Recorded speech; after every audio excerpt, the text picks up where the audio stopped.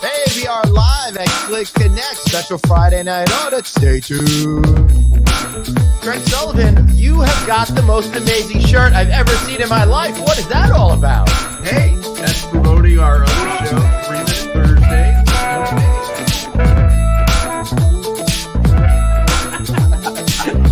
Holy shit, dude. What have we done? The mistakes that we're making right now, unbelievable. We're going to haunt us for years. Are you kidding me?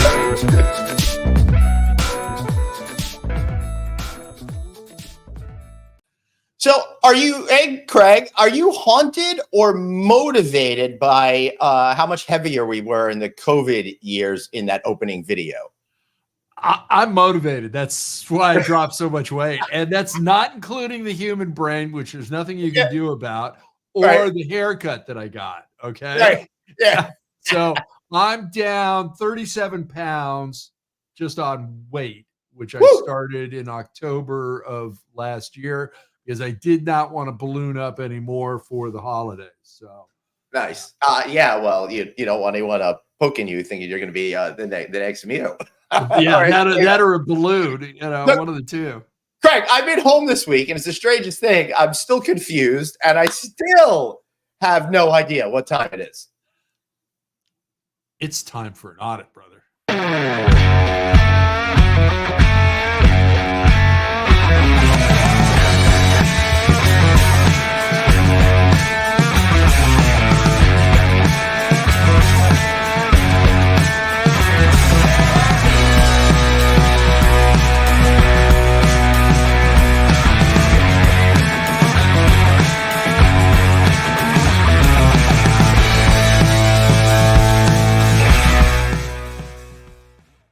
Hey, everybody, welcome to the one and only Friday Night Audit, the only show in hospitality that impersonates a show about hospitality, and sadly, we're not so good at that either. Hey, that's Craig Sullivan. I'm Glenn Hausman. How you doing, buddy? I'm doing great, Glenn. How about you? You survived a whole week at home. Are you feeling okay? Now, listen, it was the craziest week ever at home because there was nothing going on at home. The kids are back at college. It's super quiet around here. So really, really, really weird. I just kind of wandered from room to room to room looking for something to do, someone to yell at, anything just to feel alive, You were chasing the cats. Yes, that is not a euphemism.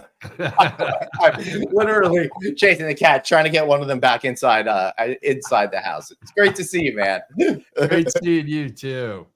Happy Labor Day weekend to everybody. We got a great show for you tonight. Although, honestly, I'm being a little presumptuous there. That's really up to you guys too. I wonder why they always say that on shows. We got a great show for you tonight when most of them kind of suck.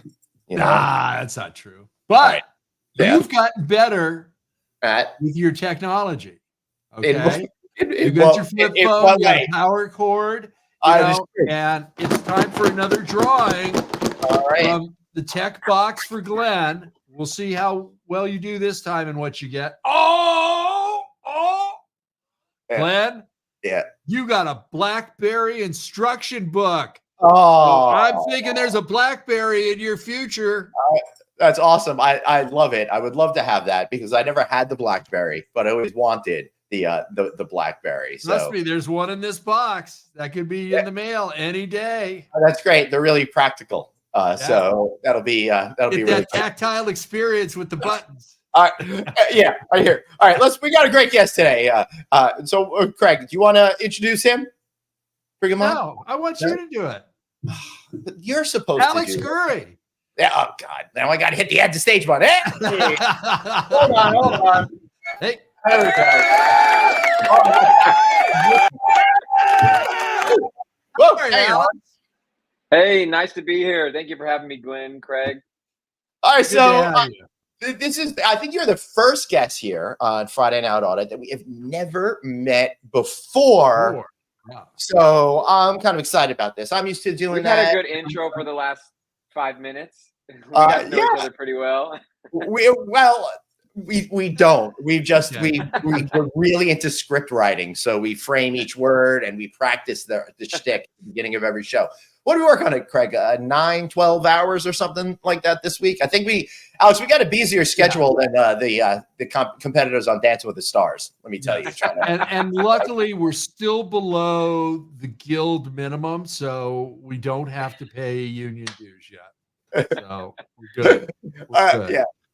So the cool thing, we wanted to get Alex on here because I had the opportunity to interview his dad, Paul Corey, who happens to be CEO of Corey Hospitality, a bunch of great hotels, including the Sinclair back here. You've kind of gone a different way. You're doing what I was too chicken shit to do, going down the stand-up comedy kind of way, which I love. And I got to know you from seeing some really cool training videos that you did for your dad's company that were so much fun and so different. So we're like, we got to get this guy on here. So thanks for joining us, man. Yeah, I'm really glad to be here. And you guys got to give yourself more credit. I love your opening intro. It looks like you guys have all the cities in the United States there. Glenn, weren't you traveling like 125 plus nights a year before COVID? Yeah, something like that. I interviewed your dad in a hotel room. I think I was at the fish shows at Mohegan Sun on that for that moment. Or something like that.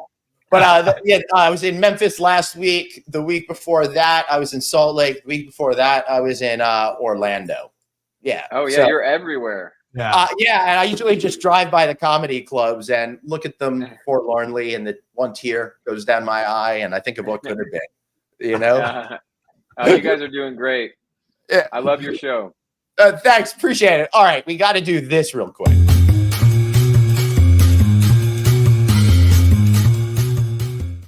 All right. Happy Labor Day, everyone. That means it's time for a drink. Alex, what are you bringing to the table tonight to drink?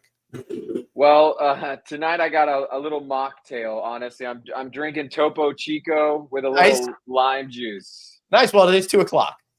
It is 2:00. I'm dabbling with sobriety, but I dabble with sobriety the way that a couple dabbles with opening their relationship. I do it for a month, and then I'm like, this doesn't feel right. Yeah, I was gonna say I dabble with sobriety. Whenever I'm sober, I'm like, I'm done dabbling. That's too much for me. So I one of the things that I've learned in my years of podcasting, sometimes things don't go the right way, and you've got to adapt on the fly. And I had a scary, horrible thing happen to me just a moment ago. I went out to the outdoor fridge. The power was out. All my beer is warm. Oh, no. I was freaking out, but thankfully I started drinking this bottle of wine. So I decided to. Well, all I can say, you're improvising. Yeah, classing it up with the $7.99 bottle of wine from the wine guy down the. It's just a good thing you don't live below the Mason-Dixon line, because you would probably be in jail for letting the beer go cold or warm. Yeah, I hear you. So, Alex, what the hell were you thinking getting into comedy? Oh, that's a great question. I mean, I've loved storytelling my whole life. I feel like I have a lot of kind of wild things to get off my chest, stories to tell. My dad, believe it or not, he did a lot of impressions when I was a kid. You know, he would do a lot of like Looney Tunes and stuff. So I really just, I would just love that stuff. And I don't know, comedy's been a big part of my life. So has acting. I went to the New York Film Academy when I was much younger. And I just finally ripped off the Band-Aid about 10 years ago to do stand-up. Right. Man. Nice. That is so crazy. So I when I was in college, I tried doing it, but I was way too up in my own head. No, I was up in my own head. I didn't have any confidence with who I am as a human being at that point. Now I don't give a fuck. You know, whatever. I'll do anything. I love it.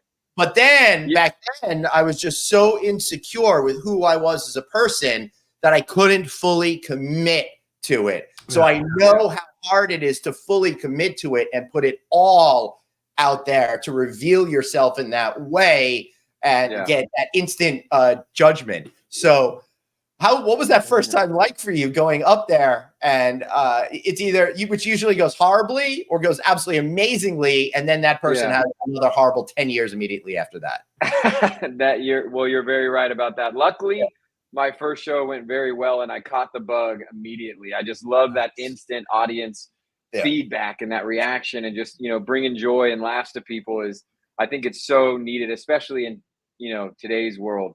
I think we can all use a little bit more laughs. My sister, Sophie, actually got me my first, she kind of pushed me into it because she's like, hey, you're so good at, acting and comedy, and I want you to do stand-up. So for I think it was my 25th or 6th birthday, she got me a class for a stand-up comedy class. And I took that, went up on stage, and then I've been doing it ever since. Wow. Nice. Danny Gevirtz, he's running a hotel company. He did the same thing. He decided to take the class in LA, and then he started hitting some of the circuit just to boost his own confidence and be able to walk into a room and command it if he needed to. So absolutely.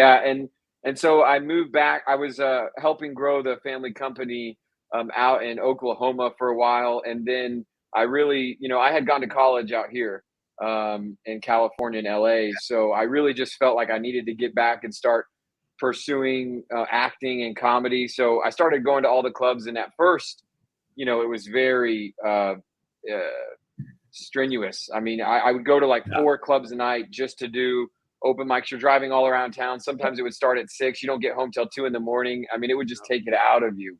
But now I'm booking more, and most of my shows you had 5-minute spots at that point, right? Exactly. Yep. And that's really difficult. You can see what there's a whole pecking order and stuff like that when you do these clubs, right? And if you're the new 100%. guy, they're going to put you on like right away or right at the end when throw shit at you. Middle spot, that sweet spot when everybody's kind of loosened up, but they're not like tired and kind of like getting a little like down. Yep. Yeah, I think that's pretty amazing that you go from place to place to place. Like, I don't know how you did that on the West Coast, because I know a bunch of guys that did that stuff in New York City. That was easier. Yes. You go from great spot. From Dangerfields to Caroline's in a cab or whatever or something. You hop on the subway and you're just connecting within 5 minutes to all these great clubs. I mean, Yeah, I was going to comedy clubs a lot during that giant comedy boom in the late 80s, early 90s type of a thing. Yeah. So that was a whole lot of fun. The problem I had, aside from my insecurity, was that in the improv group that I was in, this guy Kevin James was in it, and he was he did King of Queens and love Kevin. So he was so beyond anything and everyone, but to such a magnitude that it just, like, with the insecurity, it just made me go like, I could never do this. It crushed you. I was such a chicken. I really regret not it takes like 10 years. Like, a lot of people say it takes years to really hone your voice, to really get comfortable up there. So it definitely is. I mean, even some of these greats, some of the people I look up to, they have been doing it forever. I mean, Chris Rock, Jim Carrey started when he was like 15. I mean, all these people, Robin Williams, they were doing it forever. And then I feel like that was a good stage for them to get discovered and hone their voice and have people say, who is this person? Like, we want to see more of them. It's interesting. I was just watching a Bill Maher's Club Random show, and that's for those of you who don't know, it's not political. It's just him hanging out, smoking and drinking with somebody that he love that show. admires. Right. So he had this whole conversation with somebody about the comedy. And damn it, I forgot what I was gonna say. So, Alex, what school did you go to till he remembers? The New York Film Academy. It's in Burbank, though. It's a franchise. They have a bunch of them all over the world. But I went to the New York Film Academy in Burbank. Nice. All right.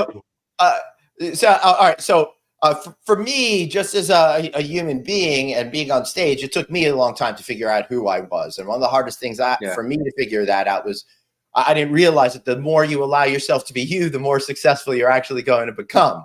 Right? Yes, 100%. So, what was that? You know, this is kind of cool because I want a lot of people to understand what that journey is like and how you can apply it to your careers out there in hospitality and stuff.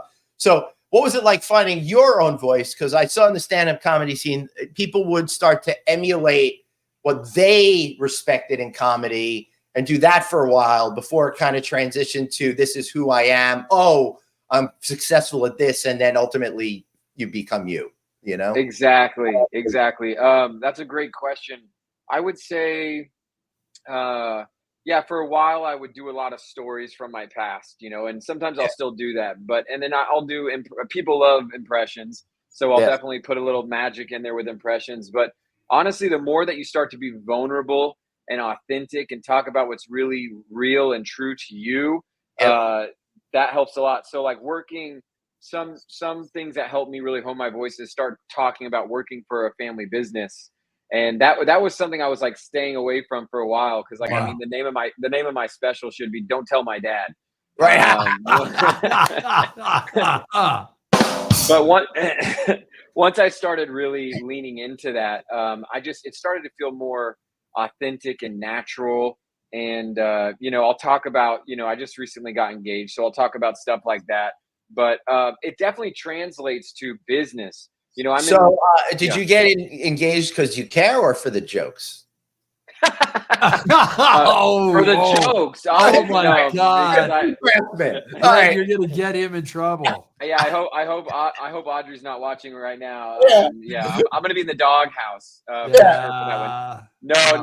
Make sure you blame that on Glenn and not both of us, please.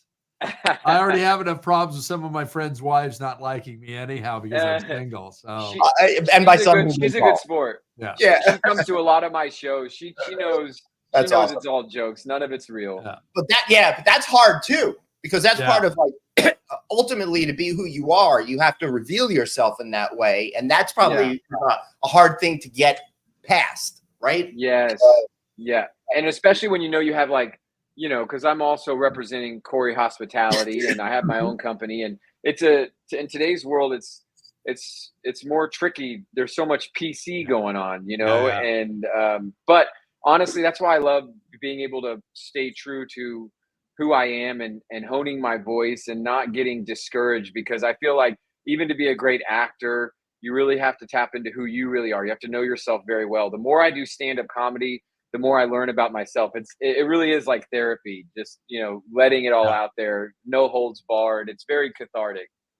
Craig, go on. I was going to say, what impressions do you do that go over really well with the audience? Well, you know, here we are with Glenn and Greg, and I gotta say, the show is a smash. Come on. Little Christopher Walken, you know, sometimes I'll do a little McConaughey. That's the deal. All right. You guys stay cool. You know, anything for the YOU. That's right. Oh, that's going into a sizzle reel. You know that right now, Glenn. I know. Yeah. Sure. That's hysterical. So, what's the trick to like figuring out a good impersonation and actually doing an impersonation as opposed to someone doing an impersonation of someone doing an impersonation like everyone did, like Dana Carvey's George Bush, for example? Oh yeah. And I love Dana Carvey. I mean, what a legend, true genius. But you know, I have just an ear for it. So some of them come very naturally, and I'll just watch their facial expressions, and I really just hone into like their intonation and how they move their voice. You know, I kind of like do this pizza thing where it kind of goes like from here. So like, you know, George Bush, he has the eyebrows, and he'll be like, there's three kinds of people in this world. There's the people that can count, and there's those that can't. Shit, you know what I mean? So I really focus. Thank you. I focus on the face, the voice, the body movements. I really, you know, I look at their point of view, how they talk. I look at their body movements, and then their voice. Right. Yeah, and I understand if you he's do the facial stuff, it kind of helps get you into being able to do the voice, right? Totally. Yeah. I got this I'll do this bit sometimes where I talk about the 2024 presidential candidate debate, you know, Right. and I'll be like, "Welcome to the 2024 presidential candidate debate, where we have an old man and a con man. One doesn't know how to shut the fuck up, and one can't talk." Right. And then Trump will just be like, "Well, I gotta say, I'm gonna make a great president, and I'll tell you why. Because I hit the golf ball very far. I'm a great golfer. It's very true. I will give little Sleepy Joe $1 million if he can just hit a golf ball, honestly. Oh, come on, Donnie. Come on, man. I'll tell look, folks, look. And another thing. Medicaid." That's a circle. Yeah, Alex, does it frustrate you when a celebrity like sometimes falls out of the limelight and you lose out on a good impersonation? Oh man, yeah, a little bit. You know, I definitely I miss Obama. You know, he was a good one to do. Yes, we can, and yes, we will. Sasha, Malia, it's past your bedtime. Go to bed. I definitely it is like, I wish he was more around, because he has that such a unique voice and presence. But I find new people that come in and out, so it's all good. And everybody loves to hear old stuff too, like, "I did not have sexual relations with that woman, Miss Lewinsky." You can pull him back. So I saw, this is going back, I got to tell you, like 20 years. And I saw, oh geez. Oh God, my brain today is just wake up. Dude, this is what happened, Alex. I've been traveling so much this year that this week I'm home and I'm like trying to take it easy and everything died. So I went about 20 years ago to see Rich Little at like Mohegan Sun. Oh my gosh. And like, I really admired and respected him for what he did. But the problem was he was doing the same ones. And he did this Hollywood Squares bit, and everyone was dead. And it just made me feel sad all around. And he seemed really angry at the time too. But I also saw George Carlin in his really angry phase as well. Okay, I'm jealous. That is amazing.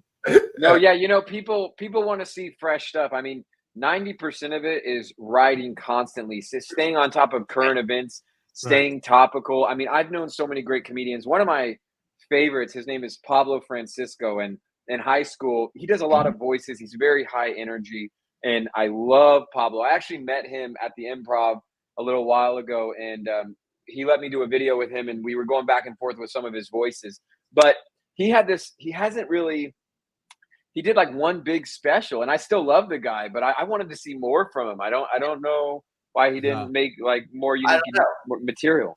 It's got to be really rough on people today, because if you look back at the history of comedy, and I don't know why I know all of this stuff, like the guys that are in the Catskills, the Borscht Belt, all that up there, they would do one act for like 25 years or something like that, and they'd get away with it. Number one, creatively, I don't know how you could handle that. That sounds really horrible. Yeah, you get bored of it. Yeah, right. So what I love, a lot of these comedians out there today, the household names that we all know, they're really pushing themselves to like develop an act over a year or two, whatever it is, and then master that and then move on to something else. But that's got to be rough to keep your brain in shape to keep writing. My guess is you actually write it down as opposed to saying you'll remember it.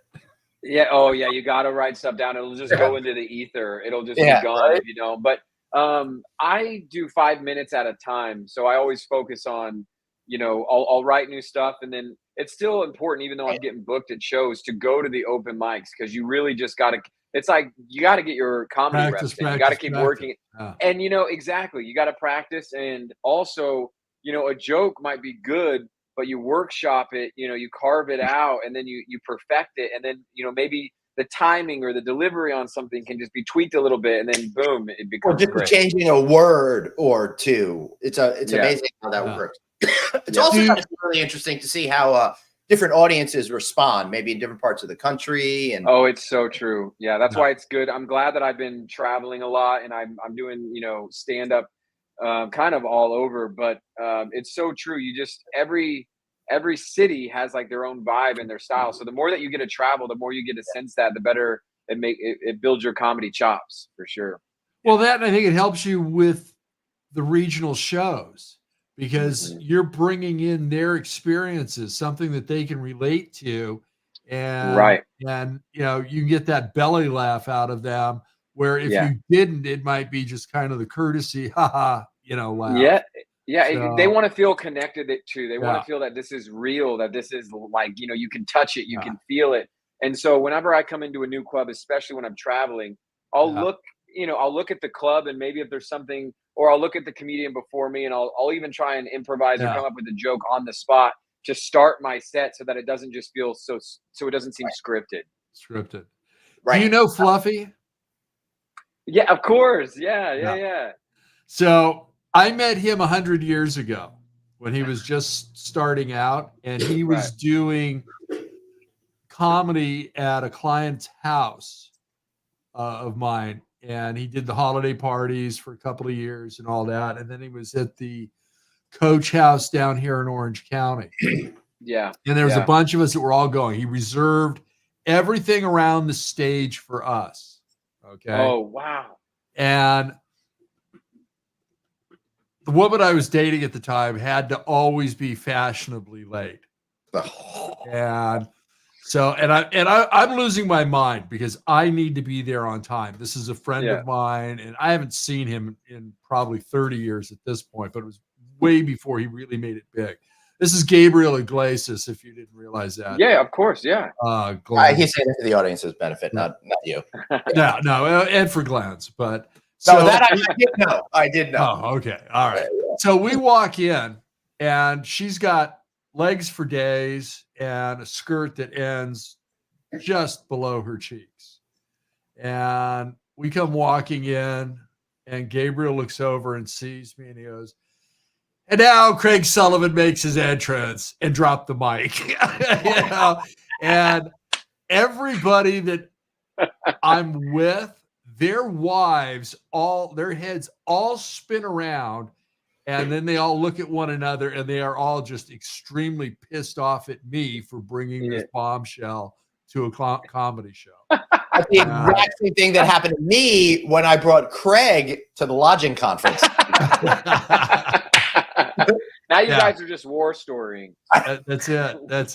We are. That's all we got left. That's why we're here. Let's tell our war stories. I love it. Alex, what is the worst audience you've ever dealt with? Oh, the worst audience I've ever dealt with. I'm trying to think here. Did they throw stuff at you, or did they kind of sit there? I've never honestly had bad heckling or no tomatoes or lettuce thrown at me yet. Knock on wood.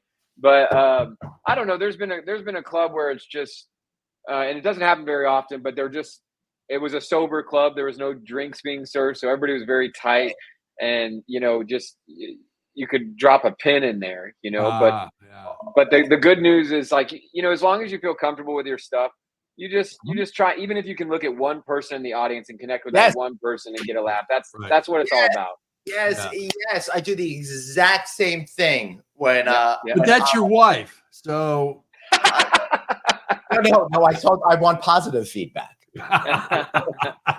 Yeah, she gives you positive feedback. I don't watch your shows. No, I'm positive I never will again. Yeah. Oh my god. This has turned into the roast of Glenn and Craig. It's what? It's always that way. I'm a big believer in self-deprecating humor because it's so much. You got to. It disarms people. Who wants making fun of other people is such a dick thing to do, right? Let's just. And everybody, that comedy, that's the point. It's all fun. It's not real. Like, you gotta, like, people need to know that it's just, we're play fighting up here. Yeah. Right. Yeah. Exactly. Yeah, everybody's a little too sensitive these days. Correct. Comedians have always delivered a great message in times of political strife and other things. I couldn't agree more. There's some of the most important artists out there, and unfortunately, most of them starve and go away. Which is really a shame, because we need that voice, and it's not propped up by a publicly held company or something else that really has to. Oh no, you can't say that. You can't do this. And it's one of the reasons why I always loved like George Carlin, Lenny Bruce, and various others. Richard Pryor to a large degree. Oh, 100%. As well. They spoke their truth. They spoke a truth of the times that they were in, and that was what really pulled us into them. Exactly. Yeah, I think it's just, I couldn't agree more. I think it's an art that is so special to me, and like when you got the joke police out there, just trying to tear down everybody and cancel everybody. It's like, this is not real. This is comedy. Like we're having fun up here, and it's so needed at a time more than ever, I believe, right now, to where people need to laugh, and you can actually get people from different sides of the aisle or whatever, different cultures on the same page. To laugh and enjoy being in the same room. Yeah. Comedy is, really good comedy, I believe, is really universal. I mean, you look at Abbott and Costello 100 years ago, and it's still funny. We still laugh at it. You look at some of the movies back then, you're like, oh man, the times have changed. But comedy, if it's funny forever. Three Stooges, W.C. Fields, you can go on and on. Literally just watch the Who's on First bit. Day. Nice. Yeah. Nice. So good. It is such a classic bit, and just the way that they had such interactions with each other, and how Abbott was such a great straight man, and Costello would just like keep increasing his frustration with whatever bit that they were doing until it just everything boiled over in such a positive way. It was so transformational. And then I love the comedy duos. Actually, you guys know Rowan and Martin Laughlin. Oh yeah, of course. Yeah. So I have one of my very good friends is his grandson. His name is Dan Rowan too. And so I mean, I love watching that old stuff too. I mean, those two together were great. I mean, it was like the original SNL. I feel like. Very much so. And they were the ones that pulled in John Wayne, and they had him dressed up like the Easter Bunny. And the photograph is hysterical. Now, I've been around longer than Glenn, so I was there when it was live, and that's when I saw it, because my parents were watching it. Yeah. But it was a great show, and you look at all the talent that started on that show. It's incredible. But you're right. It really was the original SNL. Yeah, and I still love SNL. I think that's like a big inspiration to me too. I've been watching it since I was a kid, and I watch a lot of the old clips, before my time. But that's something that's definitely a goal of mine is SNL. And even nowadays, I mean, I feel like maybe it's just the time you're in that you can relate to, but because everybody's generation is like, oh, my SNL was the best, correct? And I still love it, but sometimes I do feel like the twists at the end of their sketches fall a little short than they used to. They hit a little harder, I feel like, back in the day. Yeah, I like the original year. That was my favorite year. John Belushi, Chevy Chase was still funny and not a pain in the ass to everybody. Lauren Michaels. There's a freaking awesome, badass looking movie coming out that's all on about SNL. Yes. That thing looks freaking awesome. About Lawrence Michaels, how the making of SNL. It's like the 90 minutes leading up to them going live on that opening night. I think what was it, October 15th, 1975 or something. I'm dying to see that, because nobody believed in it back then, and then look at it now. It's been going for 50 years. Yep. That's shocking. Yeah, Craig. Yeah, NBC did an Aaron Sorkin show that was great right after the end of West Wing. I think it was Studio 60, Live on the Sunset Strip. They had two of those shows that one year. The other one was, I guess, the comedy that. Yeah. Yeah. Why am I forgetting? But that Sorkin show was great. I've actually got it on DVD. Yeah. 30 Rock was, that was a great show. Yeah, but you're right. That Studio 66 was good. Was Matthew Perry? Yeah. In that? Yeah. That show needed some more time to figure out what it needed to be. Yeah. It was Matthew Perry. He was funny. You know, I mean, I grew up watching Friends, and his comedic timing was genius. There was really nothing. He was very unique. Yeah. I think he was the best one out of that whole group. Oh, for sure. It was just if it wasn't for him, I could wouldn't play have the much part. fun. I thought Courtney Cox was the best in the whole group, but for entirely different reasons. Okay, we're not going there. We're not going there, Glenn. Yeah, you're gonna get Glenn. You're gonna get canceled. Canceled. Yeah, they were all my age. So I'm like right in. You're like, safe. Yeah, like that's my group. But I was a fan of hers back when she was at that Bruce Springsteen video. Of course you were. Who wasn't a fan of Courtney Cox? Come on. For sure. So, Alex, which was your SNL generation? Okay. Well, in my I was watching it when Chris Farley was on. You know, I was a very young kid. But right. Chris Farley might be, in my opinion, one of the funniest people to ever live. I mean, that guy was funny. So, Adam Sandler, David Spade. That 91 to like 95 kind of. It was so good. Mike Myers was on SNL too at that time. Love all those guys, big inspirations. And then I'm trying to think too, like Jason Sudeikis was on. Jimmy Fallon was like on, I think, when I was like in high school. I think that's when that group started to come in, when that other group kind of phased That out. was the second one. Yeah. So those were like my two growing up. Where Tina Fey was on with Jimmy Fallon on the Update News. Yeah. I was the group before that, like I love the original cast and all that, but my group was like, Dana Carvey and Phil Hartman and, God. Dennis Miller was doing the news then. All of that. So that was, to me, Jan Hook, she was really freaking funny. That whole all those generations were really great. Everything that we just named, those are like probably my favorite eras. Did you ever see SCTV? What was it? SCTV. I don't think Second so. City Television. That's where Second City Television. Yeah, I studied at Second City before. Oh my God, I didn't know about that. All right, so SDTV is Martin Short, John Candy, John Flattery, Eugene Levy. Eugene Levy. I think I've seen clips. Catherine. Whatever. Yeah, I can't. But dude, Alex, my recall is horrible. Usually, I'm great. All of it.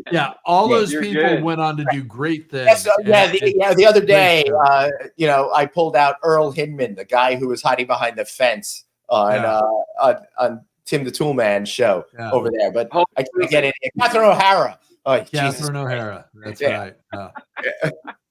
The cast on that's hysterical, and the opening is just the best. It shows this high rise in Toronto, and everybody's throwing their televisions off their balconies, and then it goes right into it, and it's skit television at its best. It really is. So the whole convention of that show was they had like a TV station, and it was like a failing TV station. So they had films in the real world. And then they had all of the shows and the parodies and all of that were the programs on the show. I'm gonna have to bone up on some of that. Those are some of my favorite. So where the McKenzie brothers came from. Hey. Yeah. There's actually a statue of the McKenzie brothers up in Edmonton, in the middle of the city. It's there. Rick Moranis and Dave Thomas is the McKenzie brothers. Not the Wendy's Dave Thomas, the comedy Dave Thomas. And they're always drinking a Canadian beer. They actually had a movie out too called Strange Brew, which it's I'm gonna have to check it out.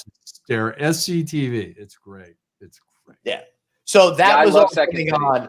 That was all going on around the same time as the original Saturday Night Live, which of course a lot of those players came from Canada, like Dan Aykroyd and stuff like that. So there's so much. Martin Short. Yeah. Martin Short actually went on to Saturday Night Live, I think in the '86 season. And people like Dave. Oh my God, producer Dave!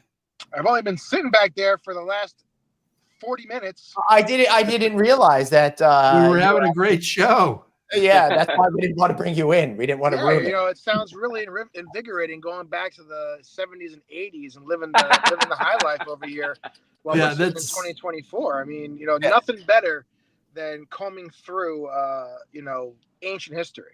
So, Alex, for your edification, nothing exists prior to 1985 when David was born.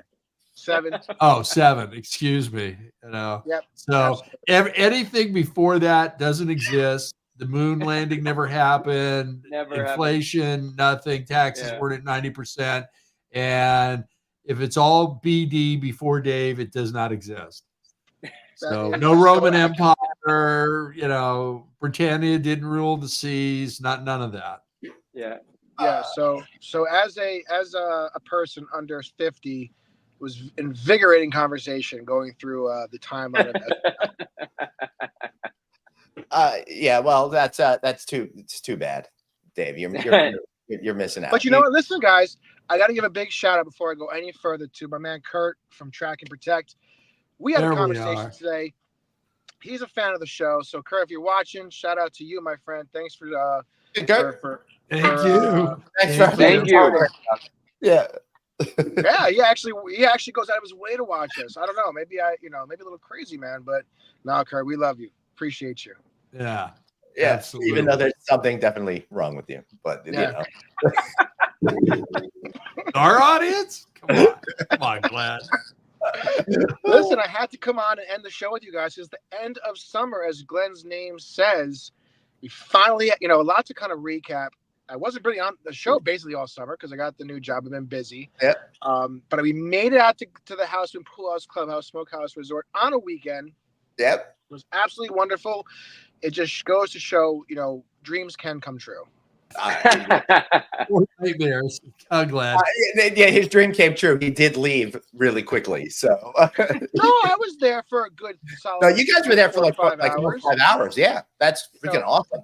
And I threw in a Target trip, had to stop at the local Target. That's what I do, A little Target shopping. You had to go to Target. It's a running joke with me and my family that no matter where we go, you stop at Glenn's house. You go to Target, then go to Glenn's house. Okay. No, I went to Glenn's house, then Target, then back to Glenn's house. He needed a bathing suit. He forgot his bathing suit. Bring him a cooler for his beer because it got warm. Yeah, actually, I had to get a bathing suit, but it got cold only over Glenn's house as we got in the pool. Like literally, Dave puts his bathing suit, he comes out, and a dark cloud rolls over the backyard, and the temperature dropped like 30 degrees. And I'm like, fuck it, I'm going in anyway. But you can't blame me. You can't blame me because as soon as you got out, the sun came back out. That is right. That is a good point. Well, listen, guys, I'm going to stay with you the rest of the way, but I'm going to be driving, so I'm going to turn the camera off so you're not looking at my nostrils. Of course, I got to be safe, so I'm going to be an audio version only if you guys are okay with that. No video, but all the shit. No video, but all the shit talking still coming your way. Don't worry. Well, Alex, honestly, we've missed Dave. He hasn't been on the show in a while because he's got this new job. He's a general manager of a huge hotel out in New Jersey. So he's been. That's awesome. I thought he was driving. His reputation. I actually have to work now. I actually have to do my job. Yeah. So, Alex, you were saying, buddy? Oh no, I said it. I thought for a second that job sounds awesome. I thought he was driving Uber for a second. No. He's got restrictions on his license. They won't let anybody ride with him. Someone's got to work on getting the top line right, so you got to do what you got to do. I know. It's not like I'm getting paid by Glenn any type of real money, so. Hey, he just gave you a raise. Be nice. I did? Yeah, what's a 30% raise of $0? Yeah, hey. Still zero, but it could have been minus, and then you'd be in the hole to him. That's true. That's true. We should really have a conversation because this show's really raking in those big bucks, as you can tell from every 3 seconds. That money that's coming in from YouTube, that's going to pay for gas for your jet, Glenn. Speaking of YouTube, I think in the spirit of this show, whenever we decide to no longer do this, whatever that may be, years from now, who knows? But whenever could be tomorrow. It could be tomorrow. We don't know. But it's probably going to be in the next 10 minutes. Whenever we decide enough is enough for good, I think that we should try and get banned by YouTube as our goodbye slogan and just keep playing YouTube songs until they ban us for good. Hey, any publicity is good publicity. That would be so weird. We've got other shows that we need to be concerned about. Yeah, we'll get Alex. We'll get hit with like a challenge or something like that because someone would like sing a note of a song, and then on my like feed for YouTube, like TV shows will come up on somebody else's feed or something like that. They're stealing like $100 million worth of creative content, and they've got 100,000 views. I mean, come on. Speaking of content, didn't you have a news article to run today? No, I didn't bring it up, but now that you brought it up, I mean, before you bring that up, I got a quick story about content and YouTube and music licensing, if I may. Yeah. So there's this video that's been going around on Instagram and all the social channels. You guys are familiar with the thong song? Remember that song? No. You have to, Craig. Come on, it was after Dave, so it's relevant. Now I'm afraid to hum it. Well, yeah, you certainly can't play a lot in the song. So anyway, there's part of that song. Rick Cisco, who is the artist, he really needs a that picture. Song, made. I can't. I'm driving. So Glenn needs to put in a still. Oh, that'd be good. Hold on, I'll figure it out. God damn it! I hate having to work. That's the work that it works. So, and one part of the song goes and it mentions "Livin' La Vida Loca," which, as I'm sure you all know, is a very famous Ricky Martin song around the same time. Yeah. Well, they didn't clear that with the writer and company of the Ricky Martin song. And so literally the guy who wrote Livin' La Vida Loca for Ricky Martin basically owns all of the thong song from that one mistake. And I'll find the clip. I'll send it to you guys offline. But it's like how Rolling Stones own that song. You know what I'm talking about? No idea. Yeah, he knows. Alex knows exactly what I'm talking about. Bittersweet Love Song. Bittersweet Symphony. Bittersweet Symphony. That's what it is. Yeah. That's it. Oh, really? I didn't know that. Now Glenn's going to get tagged because he went over 5 seconds. I know, totally. Google that, Dave. That is a crazy story. I feel so bad for those guys because they were one-hit wonder, and then the Rolling Stones took all their money. And I'm sure that the Rolling Stones didn't even notice the increase in their revenue. Right. But what about I don't know if this is true or not. I feel like I've heard that it actually is. But that Puff Daddy has to pay Sting like $2,000 a day for "I'll Be Missing You." Yes. I would like everybody to know at this moment that my buddy Brian, the creative director who helped me create the Venetian behind back of house video, edited that "Missing You" video that cost that's costing basically like $2,000 a day. Yeah. So, Glenn, when are we going to get to the point that someone copyrights our programming and we get paid all this extra free money? Well, if they do, David, it'll probably be either one of your sons or your daughter. But then it'd be my money paying me. That doesn't help me at all. All right, this show's going to be about Alex over here. Now we've totally gone off the deep end. Off the rails? Yeah. That's what I do best. I know. It is true. Alex, we've been having a delightful time because Dave has not been on the show. So sorry that No, it's good to have him. No, you're good. Make his return and kind of ruin everything over here. Got to bring the energy back. Yeah. So one of the things I saw was that you did these really cool training videos with Corey Hospitality, which I love. Because one of the things that really effing pisses me off is everything is so boring. I remember getting my job at Toys R Us in 1986 and being put in the back room, and they wheeled in the TV and they played the video of, and this is how you ring up a sale on the cash register. And you're trying to create something that's gonna, sorry, bug. You're trying to create something that's gonna connect with people. So how did all this come together? And share with us what those videos are like for the people who out there. Yeah, absolutely. Well, a lot of what you talked about, even the earlier jobs I had, they were still like 1980s, 70s, just wah, wah, wah, wah, wah, wah, just boring peanuts, horrible production value. So, you know, I've been doing the groundlings for a while, and I do a lot of impersonations, as you know, and character work. And so we started producing maybe about 10 years ago these training videos for Corey Hospitality. And what we do is, I call it inter-training. So I want to entertain and train at the same time. It really helps with the retention of our curators and our employees. I mean, the feedback that we get is amazing. They love it. Sorry to cut you off. That is freaking awesome. It is awesome. Yeah. Entertaining. My motto here is just in life is educate, empower, entertain. I love what you're saying. Entertaining. Yeah. You know, I've in a lot of, like, you know, I've certified in a lot of different hotel stuff, like certified hotel administrator, analytics, a bunch of different things. But I've had some instructors than Dave. That's amazing.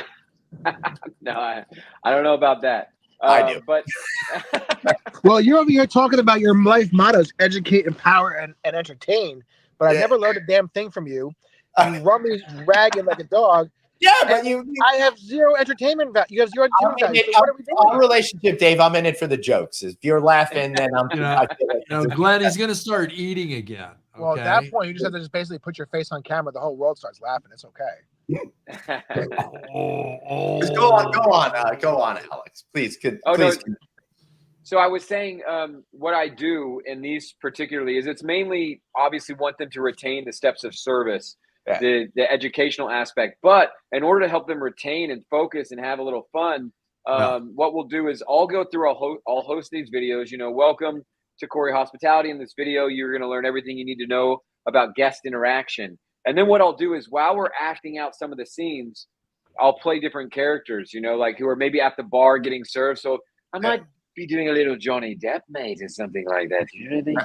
Or like, you know, or I do like, you know, Mark Wahlberg, like, Ted, I'm not going to smoke pot with a teddy bear. Okay. You know, just always out of breath. Say hello to your mother for me. But the people love it. When we go to the hotels, like every time I go do quality, you know, I also do quality assurance. And, you know, I'm the VP of education. So when I go in to inspect the hotel, all of the people are like, hey, they'll be like, hey, we just watch it just because it's fun to watch. Like which is great. So like, they're always really staying on top of it, retaining the information. But it's been, we've been doing it for about 10 years. And I have my own company, Corey Consulting, where I do this for other hospitality companies, hotels, country clubs, casinos, that sort of thing. But yeah, I'm really proud of kind of the inter-training aspect of Corey, of my company. Yeah. How do you handle the very dry subject of human resources, HR department? I mean, when I worked for publicly held corporate America, those were the worst. They were just absolutely. Our HR department here is such fucking full of assholes. And of course, we had that conversation. You know why? I've tried to file complaints that have gone completely unanswered, which is pretty bad. Yeah, exactly. All right. Sorry, Alex. No, it's interesting. I mean, I feel like I can't, I mean, I'm still representing Corey Hospitality here, so I can't say anything too crazy, but I love HR. No.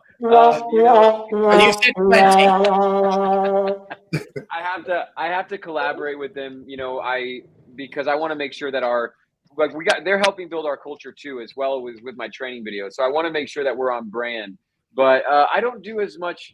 I kind of stay away from the HR training videos. I don't want to meddle too much with them. No. I'll let them do that. But you're more about customer service and processes and ways in order to make the experience awesome for guests. Exactly. But I will tell you, if you got, I have this one joke about HR. Tell it. Okay, come on. Okay. Let it out. Let it out. All right. So look, I'm not perfect, but the former head of HR was so toxic that she planned a company retreat that felt more like an episode of Survivor. She was like, thanks for your honest feedback, Mackenzie, but you weren't holding the immunity idol. So we're going to have to vote you off the island with no severance or maternity leave. Who else wants to share? I love that. Get this. My wife's my wife is in a school helping our next generation of children, and her brand new principal, was a contestant on Survivor. So is that right? Yeah, so that's really really fun. He seems to be a really cool guy who's very driven to create a successful atmosphere for somebody. And I love that about that personality, because they're really, they're motivated. If you're going to get yourself on Survivor, you're a motivated human being. Yeah. What place did he come in? I don't know, but it's not first. You would really think Glenn would know that, David? I think he would do his research before the show. Yeah. I told you guys I'm into groundlings, and that feels like Survivor itself. Like I've been doing that since 2018, and I'm at the final level now. So I just had a show on Monday where I did some sketch comedy. Are you going to get to be Vinu at the next level or something like that? I better. It's only been 8 years. But that's pretty cool. At least you get to hang out with Tom Cruise at that next level. So I think that's a Scientology convention. Sorry. Wrong group, Glenn. Wrong group. Oh. Sorry. But it's now, I need to step in here for a second, and I'm sorry. Oh, Alex, you just did some wonderful impersonations. Oh, no jokes. Dead serious. Thank you. Great impersonations. Yeah. I'm going to put you on the spot, though. Uh-oh. Okay. Impersonate Glenn. No, I'm not going to do that. Come on. I got to workshop it. I'd have to do that. Probably doing George Clooney. Not going to do it. Not gonna do it. Not gonna do it.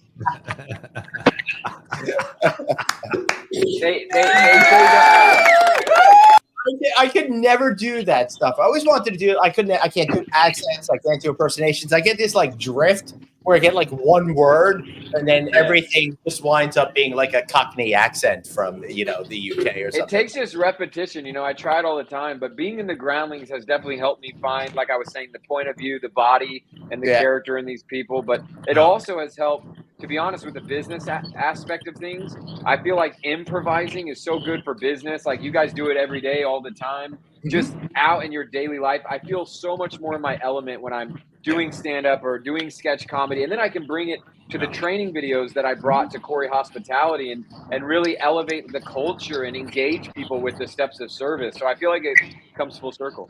You know what? I smell a plug coming, so we're going to do this.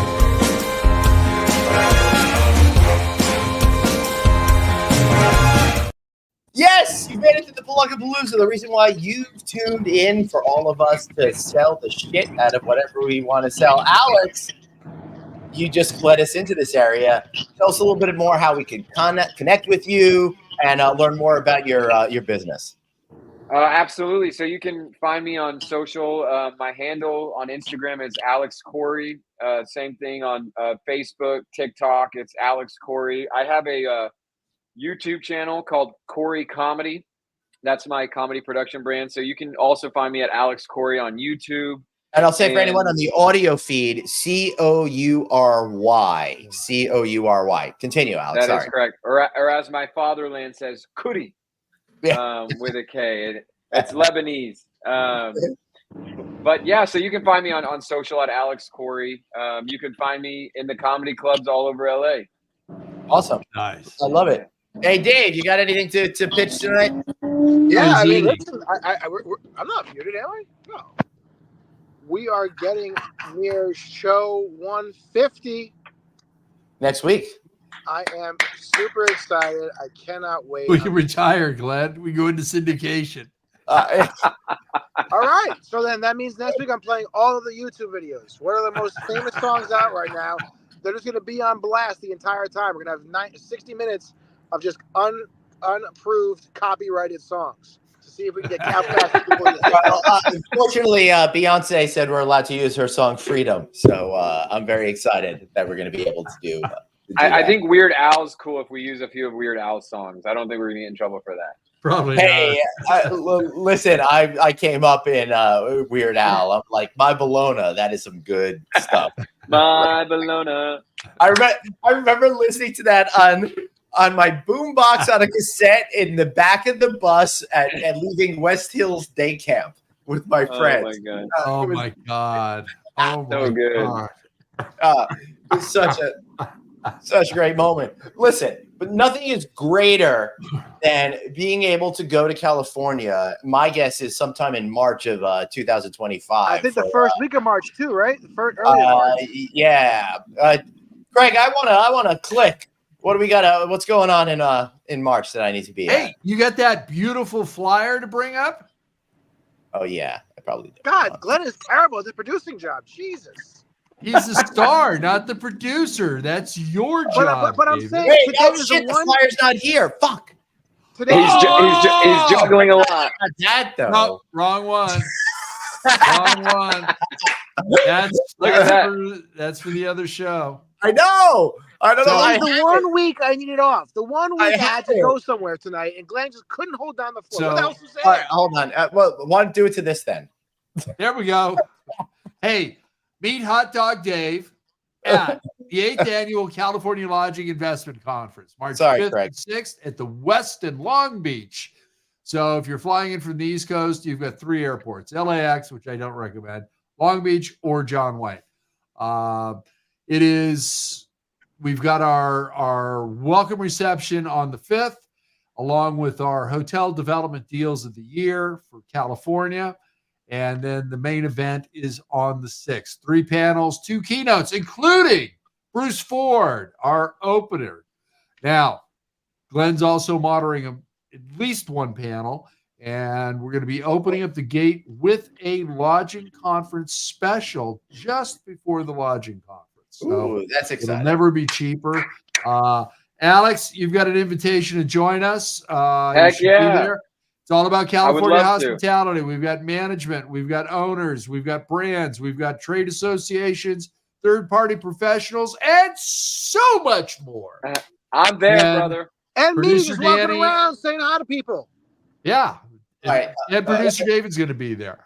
Glenn and I are doing a live show from there as well. Glenn and I are also doing a live show at the Lodging Conference next month.